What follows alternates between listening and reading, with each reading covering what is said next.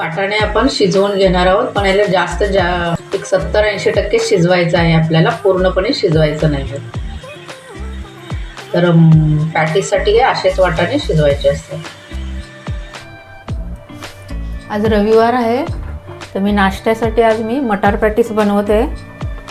तर ते कसे करायचे ते बघूया. चला आपण सुरुवात करूया. आता हे मी इथं मिक्सरचं भांडं घेतलेलं आहे. त्याच्यामध्ये 2-3 मिरच्या, आलं लसूण आणि हे वाटाणे आपण मगाशी उकळून घेतलेले आहेत. वाटाणे हे जास्त शिजवायचे नाही आहेत. हे वाटाणे आता मी क्रश करून घेणार आहे. हे बघा, मी वाटाणा मिरची क्रश करून घेतलेले आहे. हे असं थोडे वाटाणे जाड राहिले तरी चालतात, बारीक पेस्ट करायची नाही आहे. आता काय करायचं, एक भांडं घ्यायचं किंवा ताट घेतलं तरी चालेल. त्याच्यामध्ये हे वाटाणा सगळं घालूया आपण.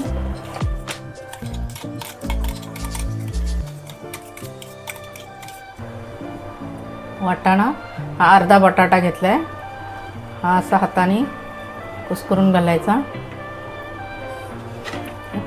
कांदा, कोथिंबीर, भरपूर सारी कोथिंबीर आणि कांदा. आता आपण सुके मसाले घालूया. आता आपण ह्याच्यामध्ये सुके मसाले घालूया. धना पावडर, धना आणि जिरा हे दोन्ही मिक्स पावडर आहे. थोडीशी हळद,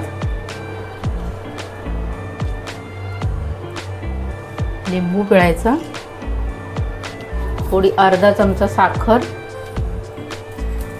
मला जर अजून जरा तिखट हवं असले तर चिली फ्लेक्स. मुलांसाठी करत असला तर कमी तिखटच करा. थोडासा ओवा क्रश करून घालूया. तीळ घालूया आवडत असले तर. चटपटीत होण्यासाठी आपण चाट मसाला घालतोय. आमचूर पावडर घातली तरी चालेल. आणि शेवटी चवीप्रमाणे मीठ.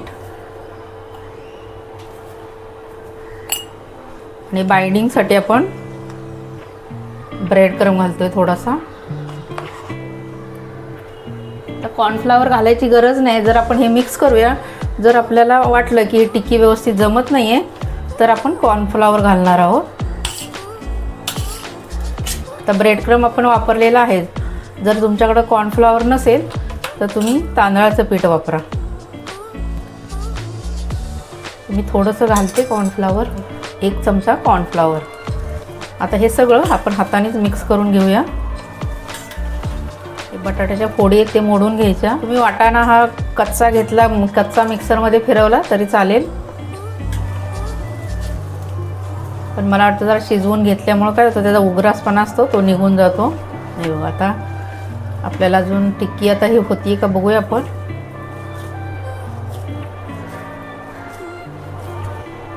होती म्हणजे याला काय आपण कॉर्नफ्लॉवर घालायची गरज नाही आहे. हे बघा, आता हे मी अशीच टिक्की सगळी करून घेते. तुम्हाला लहान मोठा आकार असेल तर आपल्या आवडीप्रमाणे करायचा. हे कटलेट मी सगळे करून घेतलेले आहेत बघा असे. आणि मी वरून काजू लावलेले आहेत. हे काजू लावणं ऑप्शनल आहे. तुम्हाला आवडत असले तरी लावा, नसले नाही लावले तरी चालतात. तर आता आपण हे शॅलो फ्राय करून घेणार आहोत किंवा डीप फ्राय करून घेतले तरी चालतात. मी पॅन ठेवलेला आहे, तेल घातलेले आहे. आपण कटलेट शॅलो फ्राय करून घेऊया.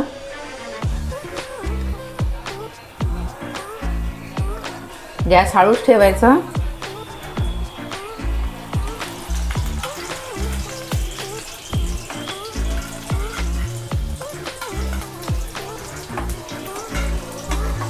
तुम्ही आधी जर कटलेट करून ठेवले ना फ्रीजमध्ये तर पटकन केव्हाही तुम्ही शॅलो फ्राय करून खाऊ शकता.